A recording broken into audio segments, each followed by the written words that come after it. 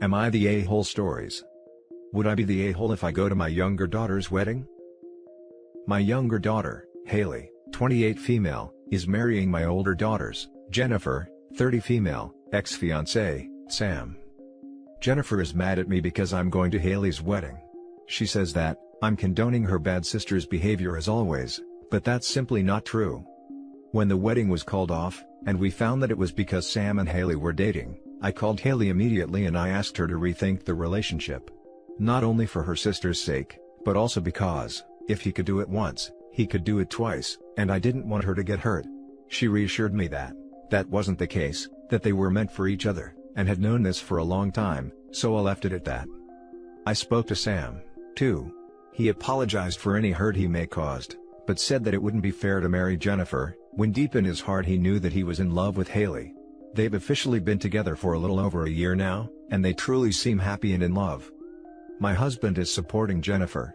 He's disgusted with the whole situation, and doesn't want anything to do with it.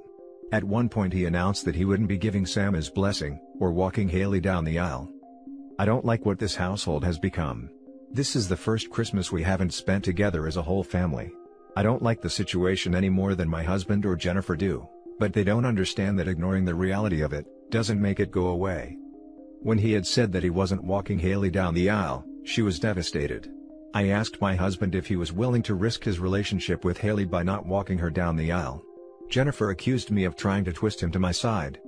I told Jennifer that it's not about sides, it's about learning how to forgive.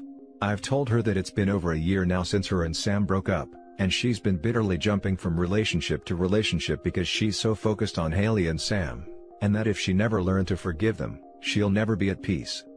She says that I don't understand that Haley purposely stole Sam from her, and that she's been doing this since they were kids and I never noticed. I told her that she should have told me then. She said that I should have been paying closer attention and noticed it. I told her that she had to learn to let go of certain things in the past in order to move forward, and that if Haley did steal Sam as she claimed, then Haley did her a favor. She didn't want to hear that, but it needed to be said. I also offered to put her on a three-way call with Haley, but she declined. Then she gave me an ultimatum. She said if I go to the wedding, it means Haley was my favorite child all along, and that she'll never speak to me again.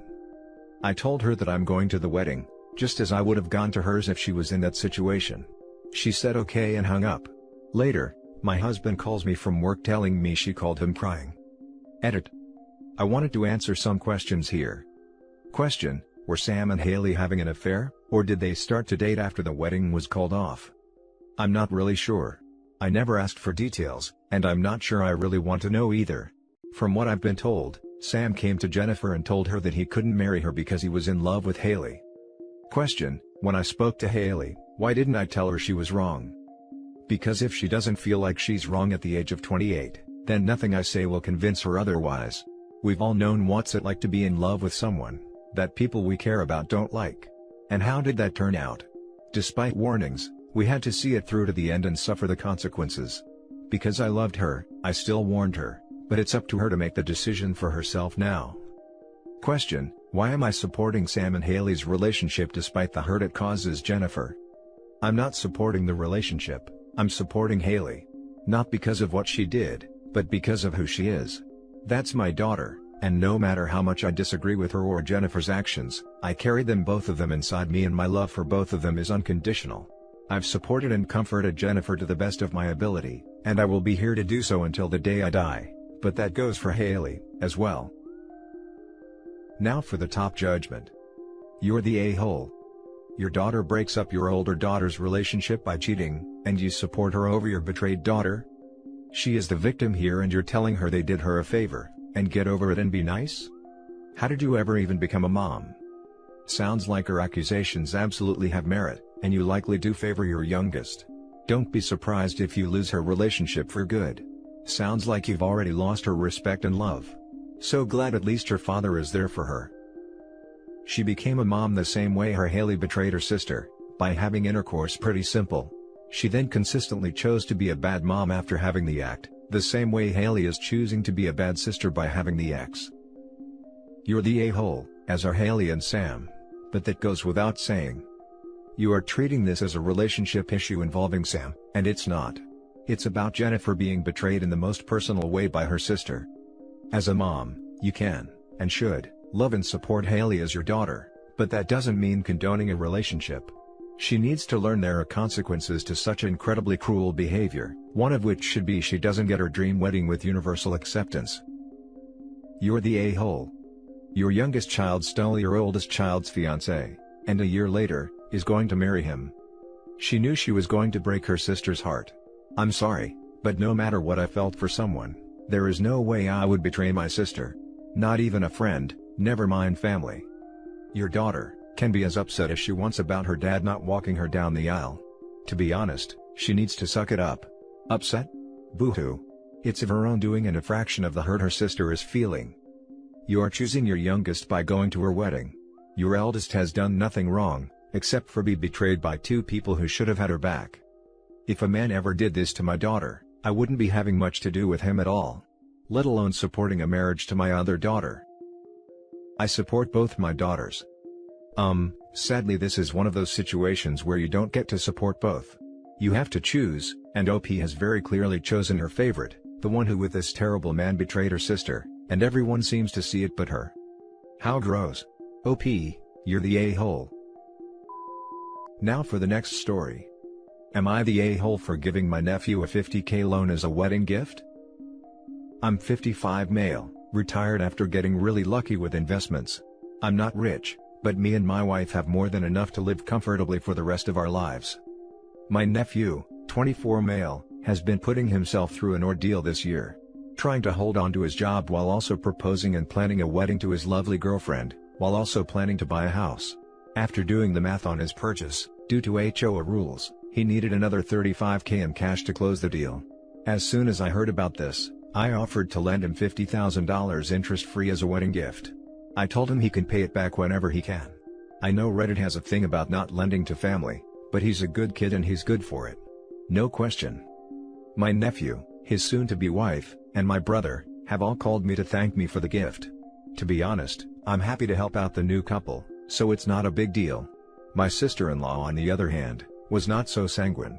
She called me this morning to tell me the couple has an online wedding registry, and I told her I already gave the couple my gift.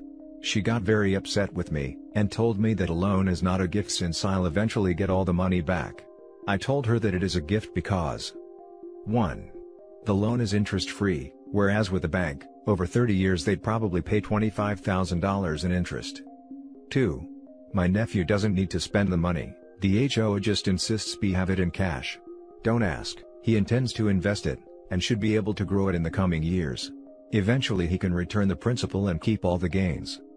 3. They couldn't buy the house without the money, so part of the gift is the ability to buy their dream house. 4. The couple is happy with their gift. Even still, my sister-in-law took the opportunity to call me miserly and cheap, and insisted I actually spend some money to buy the couple a gift. At first, I thought she was wrong, but then I thought maybe she has a point? In the sake of family peace, I purchased a few things off the registry, but am I the a-hole for initially only giving the loan? Now for the top comments. Not the a-hole. I'd take an interest-free $50K loan over a silverware set as a wedding gift in a heartbeat. Absolutely LOL. If I was OP, I'd call nephew and tell him, okay, so as your mother requested you'll be getting a blender for your wedding and no more $50K loan. And then sit back with popcorn. Edit, once the dust settles and she grovels suitably, go back to your original gift. Not the a-hole, the audacity to call you cheap after giving her son a $50K loan to buy a new house.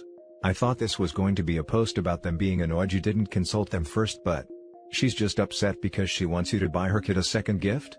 I'm not sure why you'd even think you're the a-hole here, but rest assured you're not. Yeah, I thought this was going to be you're making everyone look bad by spending too much, but miserly? WTF? Not the a-hole. I think you're being incredibly generous. You aren't giving them a physical gift, sure. But you're gifting them a head start on their future. As someone going through an extremely similar situation, juggling house hunting and wedding planning during a pandemic, I would be eternally grateful for the ability to breathe a little easier. Don't worry about you sister-in-law, you nephew and his family seem to understand how important this is. Don't sell yourself short.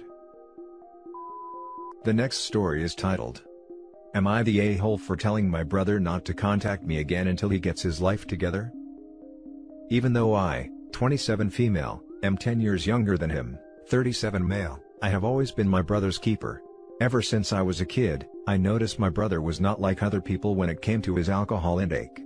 For years, I watched as my brother essentially ruined his life over his addiction, as I and the rest of our family begged and pleaded for him to help.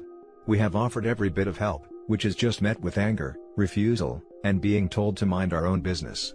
From being arrested for public intoxication, being put on a ventilator because of alcohol poisoning, or erratic behavior, my brother has done it all because of his addiction. My brother stated if I really cared for him, I would just be there for him whenever he needed me. As we are close, I promised I would always be there, but he really did need help. Back in October, my brother was diagnosed with liver failure from years of hard drinking. Thinking this would finally be the push he needed to get help, my brother told me that he was never going to stop. That this was the way he wanted to live his life, and no one could tell him otherwise. He lived as a drunk and wanted to die as a drunk. I cried and told him that unless he got help, I would not be helping him out anymore. Being worried about him has taken an emotional toll over the years, and I couldn't do it anymore, and hung up. The day after Christmas, I got a call from the county jail where he was at. Apparently, something happened, that he wouldn't go into detail, but he was in jail and he needed me to come and help him out. He lives around the San Jose area, and I live around the Las Vegas area. I asked him what happened, and he refused to tell me. I asked him if it was regarding his addiction, and he refused to tell me again. I told him unless he told me what was going on, I would not be going out there to help him. I have a chronic lung condition and cannot travel due to everything going on. He told me that he needed me, but was adamant that this didn't change a thing. I told him I was sorry, but until he got his life together, I did not want him to contact me, and hung up. After thinking about it and talking to my husband, I blocked his number along with all his social media. My family really came for me for doing that, stating I was a horrible person to do that to someone who is so in dire need of help, but I am fed up.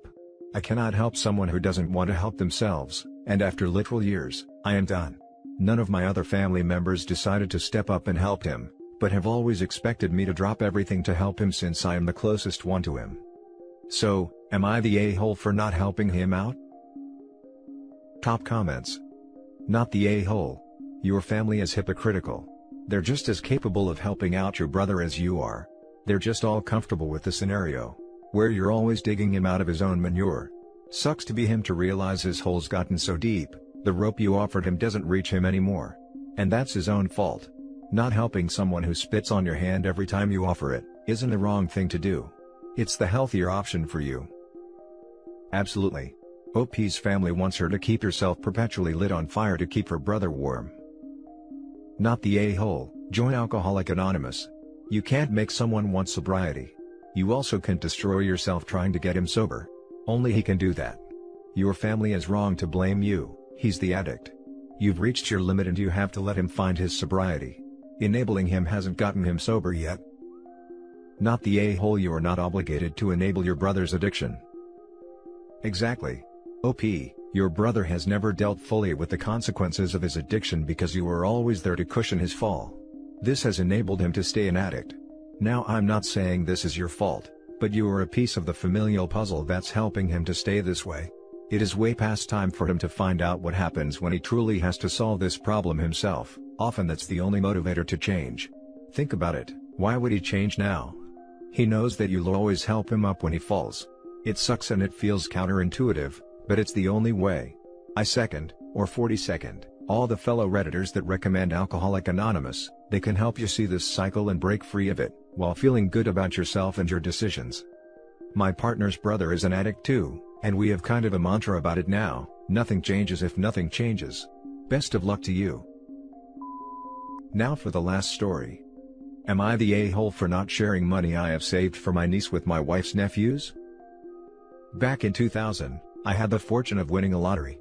It wasn't millions or anything, but I paid off my college loans, bought a house, and was able to be comfortable even through the recession in '08.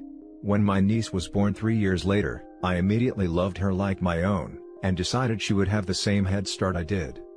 Now, my niece will be 18 next year, and I've saved enough for her college, and for her to outright buy a decent-sized house whenever she's ready. My living expenses have only been a few thousand a year, and my job pays very well, so I've saved most of my pay for this. This will hopefully allow for her to pay it forward to the next generation and always be comfortable.